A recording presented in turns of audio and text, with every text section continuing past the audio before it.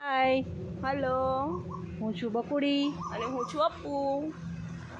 આજે અમારા 100 સબસ્ક્રાઈબ પૂરા થઈ ગયા અને એની શરૂઆત અમે વૃક્ષારોપણથી કરીશું.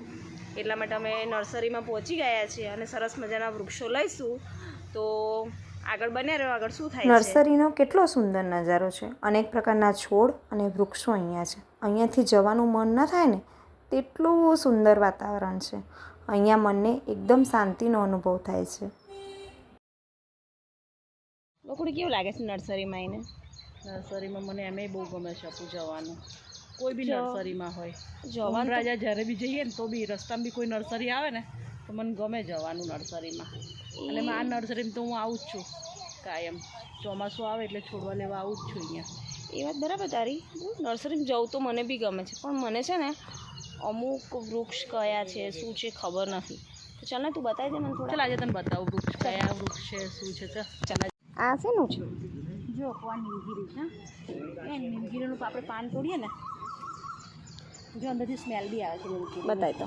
જો સ્મેલ બી આવે. સાચી વાત છે. હા, આનું તેલ બી બને. હા આપું નીલગીરીનું. હા, એ મને ખબર છે. કંઈક શરદીમાં ને એમાં કંઈક કામ લાગે છે. હે, આ બદામ છે.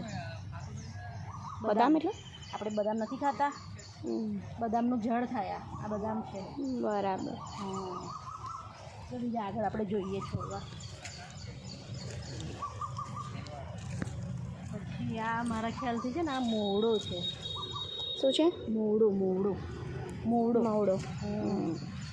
સરસ. પછી આગળ જોઈ તો આગળ જોઈએ. શું છે? કંઈક અલગ ટાઈપનું લાગે છે એમ. ગલતુરા છે. આ શો માટેનું જ આવે છે.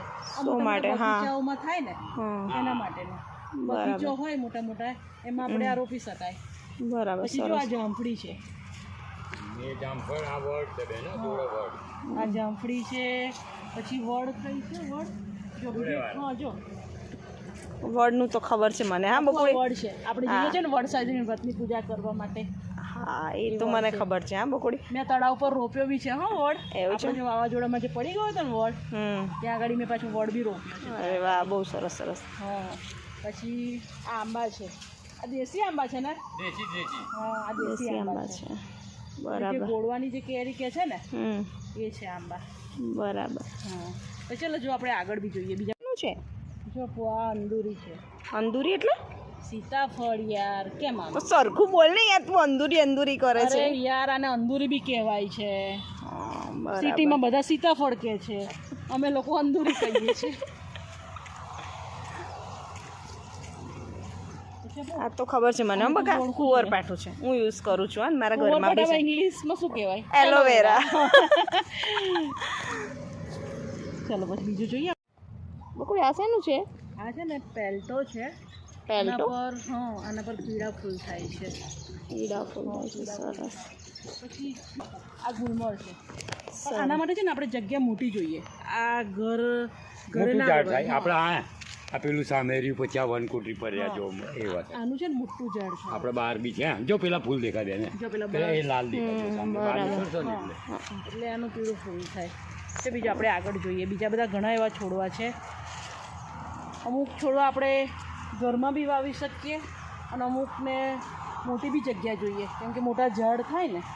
જો આપણા ઘરે એવી જગ્યા હોય તો આપણે ગુલમોર બી વાવી શકીએ, પેલ્ટો વાવી શકીએ, આંબો લગાવી શકીએ. અને જો આ જાંબુડીઓ છે. આ જાંબુ છે.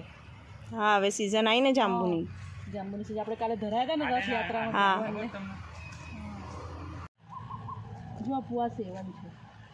આના માટે બી આપણે છે ને મોટી જગ્યા જોઈએ. બરાબર. સ્પેસ વધારે હોય તો રોપી શકાય એમ. વાડો હોય ને આપણે. ને આ સેવનનું જે તને લાગતું બકુડી અત્યારે ચોમાસું છે તો બધાએ આ નર્સરીમાં આવીને થોડાક વૃક્ષો લેવા જોઈએ એમ? લેવા બી જોઈએ, હરેક જગ્યાએ વૃક્ષો વાવવા બી જોઈએ. અને આપણે 1000 તો નહીં પણ 101 તો વાવીશું જ વૃક્ષો આપણે. બરાબર. બરાબર છે. સારો ટાર્ગેટ છે ને. હા, જો અમારા આ ચેનલ જેટલા લોકો જોવે છે એ લોકોને જો અમારો આઈડિયા ગમ્યો હોય તો પ્લીઝ કોમેન્ટ કરજો. હા, લેવાના છે લઈ લઈએ આપું. હા લઈ લઈએ. બકુડી બહુ મજા આવી ગઈ. તને એવું નહીં લાગતું? અહીં તો એમ નર્સરીમાં તો એમ આપું મજા જ આવે. એ તો છે જ યાર. અલગ પણ અલગ છોડવા જોવા મળે. જો 1 મિનિટ, ચેનલ પર તો આપણને ફાયદો થશે જ, સાથે સાથે છે ને ઘણી બધી વાત તારી પાસેથી મને શીખવા મળી કે ભાઈ આ છોડને આ કહેવાય, આ છોડને આ કહેવાય. અત્યાર સુધી ખબર નહોતી કે મને આવી રીતનું છે એમ. હવે તો ખબર પડી નાખું. હા પડી ગઈ. ચલો, થેન્ક યુ બગા. તો ચાલો હવે આપણે લઈ લઈએ છોડવા. હા ચાલ લઈ લઈએ. ચાલ શું લીધું? જામફળી. હા તો ખવડાવજો હો, પછી ઉગે તારે.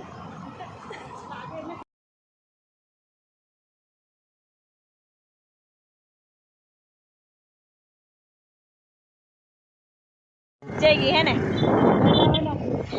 સાચી વાત છે. હું શું કહું છું, આટલા બધા લઈ તો લીધા છે, કઈ બાજુ રોકશું? વ્યાસવાડામાં શું મારા ઘરે પાછળ મોટો વાળો છે ને, હા ત્યાં આગળ રોપી દઈશ વાડામાં. મારી જગ્યા બી બહુ બધી છે ત્યાં આગળ. હા એટલે ત્યાં રોપી દઈશ. તો સારું કહેવાય, મજા આવશે. એમાં ચોમાસાનો ટાઈમ છે ને બપોરે, તો વૃક્ષારોપણ કરવું જ જોઈએ. આટલી જે ગરમી ખબર છે અત્યારે તો મને કેવી લાગે છે. આવું બેસી થોડી વખત પડી જાય. તો પછી આ બધા વૃક્ષો રોપતા નથી ને આ વાવવું જ જોઈએ. આપણે તો કરીએ જ છીએ, પણ સાથે સાથે લોકોએ બી એ કરવું જોઈએ કે પોતાના ઘરમાં કોઈ બર્થડે કે એવું કશું હોય તો બાળક પાસેથી 100% રોપાવવું જોઈએ. કારણ કે આગળની જે પેઢી છે ને એ આપણા માટે બહુ જ જરૂરી છે. એ જો વૃક્ષારોપણ કરતી થઈ જશે ને તો પછી આપણા દેશના વિકાસ થઈ જરૂર નહીં પડે એમ.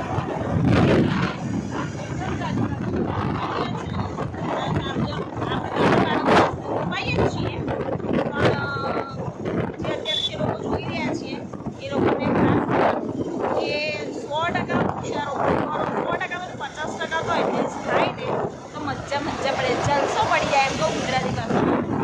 શું કેવું પ્રેમ? જોરદાર એકદમ છે. અમારા બકુડીબેન ગાડી ચલાવે છે, સરસ મજાના ચશ્મા બસમાં પહેરી. અને હવે જો બીજા છોડ છે ને નીચેની સાઈડ મૂકેલા છે. એક્ટિવા લઈને નીકળ્યા છે મારી ધનનો રાણી મેં.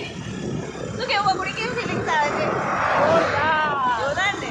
બસ તારે જો અત્યારે થોડાક જ છોડ લીધા છે, પણ કાલે બીજા લીધા માટે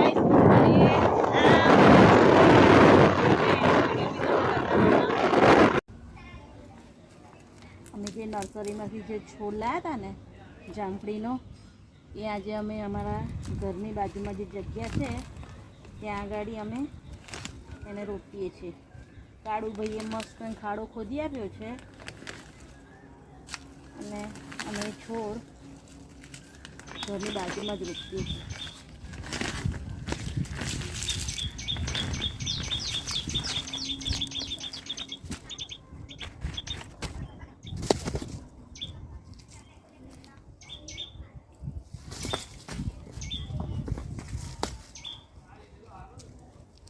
હરેક જણે ચોમાસામાં એક છોડ તો વાવવો જ જોઈએ.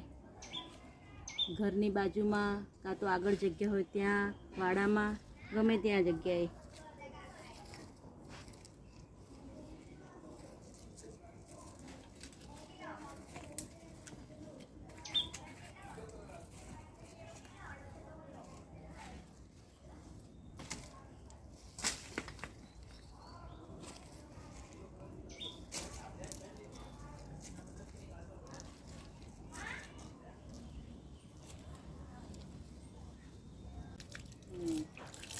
છોડ રોપાઈ ગયો છે જામફળીનો. એને પાણી થોડુંક છાંટી દઉં છું. અને બધાએ બી એક વૃક્ષ વાવવું જ જોઈએ, કાં તો ઘરને આંગણે, કાં તો વાડામાં, જ્યાં બી જગ્યા હોય ત્યાં આગળ એક વૃક્ષ વાવવાનું. અમારી ચેનલને લાઇક, શેર અને સબસ્ક્રાઈબ કરવાનું ભૂલશો નહીં.